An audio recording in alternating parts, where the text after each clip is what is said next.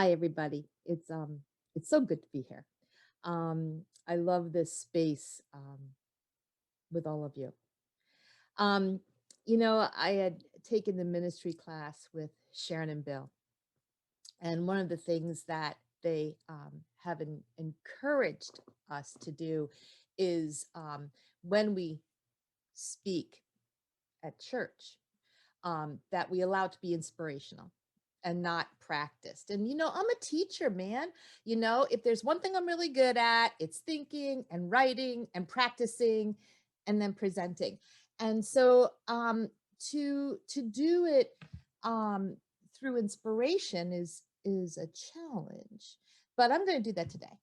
I'm just going to throw all caution to the wind, and I'm going to go out there. I'm just going to do it. And but this is what started me. A few weeks ago, I had met with a medium that I have great respect for, and he was giving me some of Spirit's insights, and one of those was this. You know, as for so many of us, I've experienced different traumas throughout my life. You know, I happened to have grown up in a very traumatic household. But all of us know trauma at different stages of our life, in different places in our lives, in different situations of our lives. And what he pointed out to me was when we were talking about my mediumship, he said, "So, you learned very early on that it was really just you. There really was nobody else.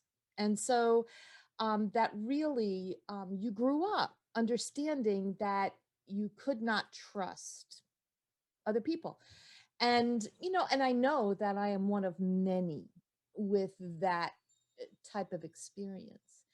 And he said, "This really buggers with your mediumship, that until you really trust spirit and don't try to please others, your mediumship is going to stall."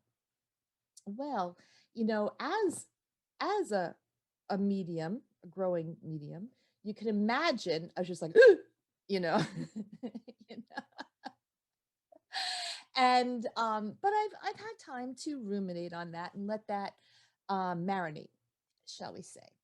And I really had to give thought, mm, contemplation maybe, to trust. You know, I think I would I would dare anybody to question my love of God. I would take him down in a heartbeat. That doesn't sound very holy, does it? But that's what would happen. So, but I had to think about this, and I had to realize that trust is not necessarily conjoined with love. And to me, that seemed very odd because I've always put them both together. You know, we have trust and we have love. Mm, maybe not necessarily so. And, so I really allowed this to, I don't know if the word is ruminate. And I came to understand that I, for one, and I'm nothing special, so I have to believe that many of us can love fiercely, and we can love, I'm going to throw that in there, unconditionally, okay? But does that mean that we can trust? And so that's not a question for you to answer to me. That's a question for you to think about. I'm capable of love, but am I capable of trust? And so in this question, I thought, okay, well, is trust a place where we reside, or is it a place that we visit? Okay, is trust a constant? I can live in trust with my God. Or is it a place that I go sometimes? There are moments I trust God. Trust me. Oh, I guess that was funny. But anyway, there are times, but when are those times? And so I thought about that too. And I thought, oh, well, usually it's when my back is up against the wall. I have no other choices because, anybody who knows me, I'm a survivor and I'm resilient and I am resourceful. Okay. Maybe that doesn't always work to my advantage, but I am those things. Okay. And so until my back gets up against the wall, am I really trusting God? Thought to ponder. And then I went a step further. I thought, when do I trust God? And I took it a step further and I thought, oh, perhaps I trust God in the void when there is nothing else left. When there is nothing else left. And I thought, wow, I wonder how God feels about that. And then I thought, well, he does understand. He gets it. And I think that it's fair to say that the God of my understanding will take me wherever I'm at. And he'll accept me wherever I'm at. And he'll accept the fact that for me, there are going to be instances where I can trust. Because in all honesty, I don't have a continuum of trust. And I loved the idea. I loved listening to Khalil Gibran's The River today. Leslie, thank you so much for sharing that. And I thought how that sort of dovetailed a little bit with what I was thinking about talking about today. And it was about the river and going back to what's familiar, because at least the river knew that. Okay. And how scary it is to go ahead when we don't know. But sort of like me, as I operate, and the only time I'm able to trust is when I'm in a void. Let's face it, the river can't run back uphill. Okay. The river has got to keep going where the river is going. And so it's only when the river gets there that the river says, oh, okay. And so there is that little bit of ability to trust. And so I, you know, all of this helps me to understand that, I used to think that to love, to commit to loving is a radical, radical idea. But now I understand that for me at least, commitment to loving is a natural thing. Okay.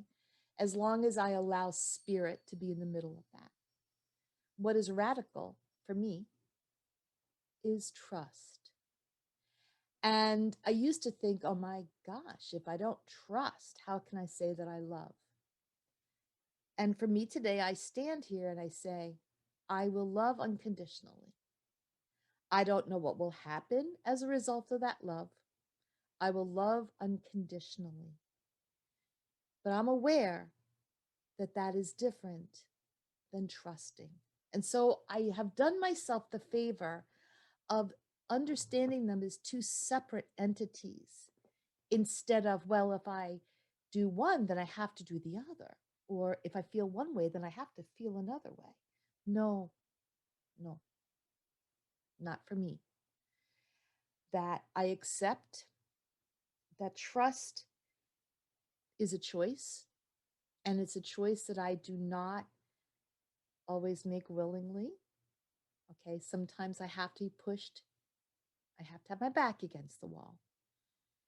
Love is also a choice. I do that willingly. I do that willingly because I don't do it alone. So until the survivor in me can really calm down, I accept that trust is a place to visit, that it is not a place that I reside. I understand that this is a trauma response. I also understand that healing is a lifetime. And so I don't place a timeline on that. And so I embrace it. And so I say today, it's okay, Seal, that you don't trust. Just be aware that you're having a tough time trusting.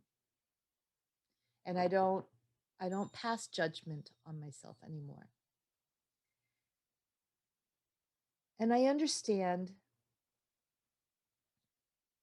that trust is is very important. But I also understand that it's different than love, and that until I can trust, I'll just love it through. So I don't know if any of you guys can really relate to anything I talked about today, but I just thought I'd spitball it out there, leave it there for you guys just to pick whatever you can out of it that may apply to you, take it home.